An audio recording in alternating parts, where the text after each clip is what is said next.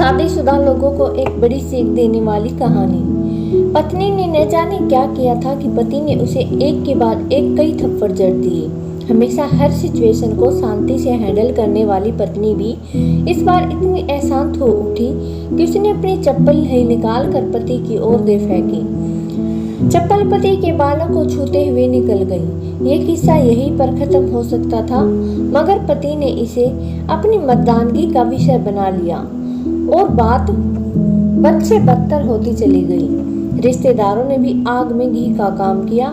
किसी ने कहा, जो औरत अपने पति को चप्पल से मार सकती है वो ना ही तो वफादार हो सकती है और ना ही पतिव्रता। ऐसी औरत परिवार की ही नहीं पूरे समाज पर कलंक की तरह है। बीवी के पक्ष वाले भी कहाँ पीछे रहने वाले थे। किसी ने कहा, 21वीं सदी में भी जो स्त्री के साथ मारपीट करते हैं उन्हें तो जेल भेज देना चाहिए। तो कोई कहता, जरूर उसको कोई और पसंद आ गई होगी, इसीलिए अब पत्नी से मारपीट करने लगा है। बात कोर्ट तक पहुंच गई। दोनों पक्षों ने एक दूसरे के खिलाफ केस फाइल कर दिया। पति ने चरित्रहीन होने का तो पत्नी ने दहेज और शारीरिक उत्पीड़न का आरोप लगाया। 2 वर्षों से अधिक समय के लिए केस चला था। इन 2 वर्षों के दौरान दोनों पति पत्नी अलग रहे। इन 2 वर्षों के दौरान दोनों पक्षों के समर्थकों की संख्या कम हो गई थी। पहले जहां दोनों पक्षों में समर्थकों का समूह होता था, अब गिने चुने लोग ही रह गए थे। पति और पत्नी दोनों ही आर्थिक स्थिति भी इस समय के दौरान नीचे गिर चुकी थी, जिन्हें वो अपना शुभचिंतक समझ रहे थे। पैसों की बात आते ही उन्होंने भी अपना पल्ला झाड़ लिया था। अगर कोई देने को भी राजी हुआ तो मोटे ब्याज की शर्त पर। आखिरकार वही हुआ जो सब चाहते थे। डिवोर्स। हर कोई खुश था, दोनों पक्षों के रिश्तेदार, उनके माता पिता और दोनों के वकील। लेकिन 5 साल की सुख शादी और एक सुंदर बेटी होने के बाद मिले इस डाइवोर्स से पत्नी मुक्त थी और पति शांत। शायद ये एक इत्तेफाक ही था कि इस खुशी को मनाने के लिए दोनों पक्ष के लोग एक ही चाय की टपरी पर बैठे, आमने सामने। इत्तेफाक इसलिए क्योंकि ज्यादातर लोग जो एक दूसरे के विरोध पक्ष को सपोर्ट कर रहे होते हैं वे एक दूसरे को अच्छे से जानते भी नहीं थे। पति पत्नी भी इन सभी से दूर एक दूसरे के सामने मेज पर बैठे थे। पत्नी ने पति से कहा, अब तो खुश हो गए ना, तुम्हारे मन की जो हुई है मुबारक हो, तुम भी तो आज जीत गई हो।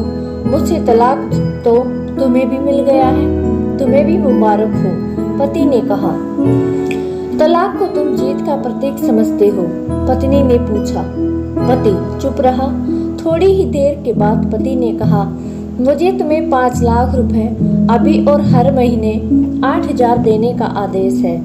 अभी मेरे पास पैसे नहीं है, इसीलिए हमारा मतलब मेरा जो सिटी में फ्लैट है उसे तुम्हारे नाम कर देता हूँ। पत्नी बोली, लेकिन उस फ्लैट की कीमत तो 18 लाख की है।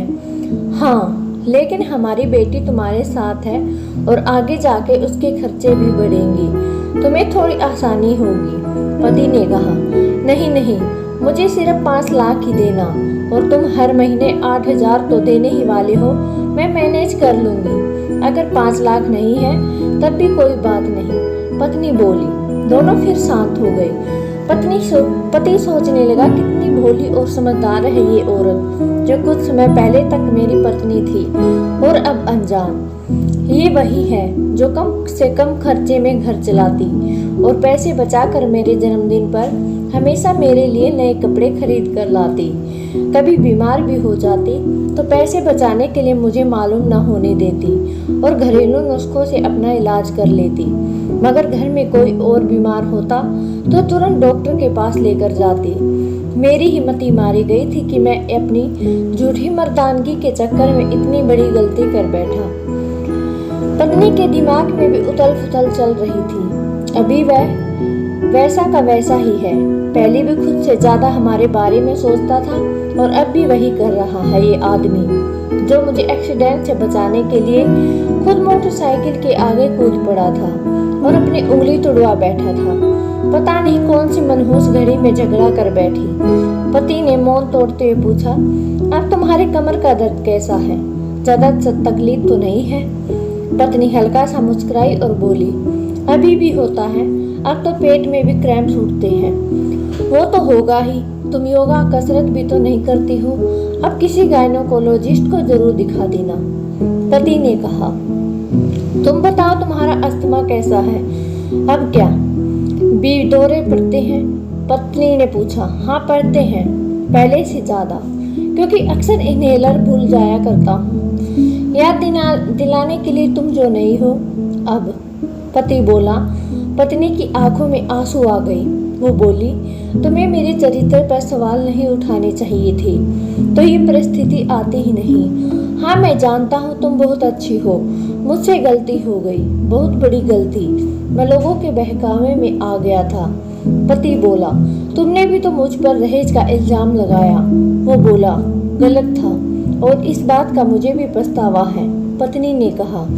पति कुछ कहना चाह रहा था लेकिन हिचकिचा रहा था। पत्नी ने पूछा, कुछ कहना चाहते हो? वो बोला, क्या सब पहले जैसा नहीं हो सकता? क्या मतलब?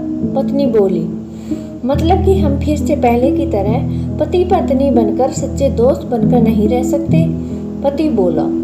पर ये डिवोर्स के पेपर दिखाते हुए पत्नी ने कहा, फाड़ देते हैं। पति ने अपने पास रखे डिवोर्स के पेपर फाड़ते हुए कहा।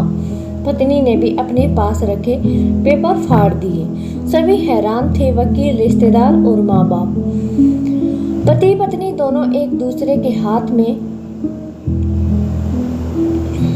हाथ पकड़े अपने घर की तरफ चले गए।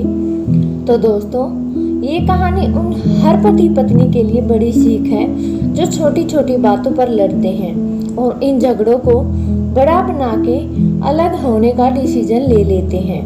प्यार और झगड़ा तो एक सिक्के के दो पहलुओं की तरह है, दोनों को स्वीकार करना होगा, तभी ये पवित्र रिश्ता उसकी मंजिल तक पहुंच पाएगा।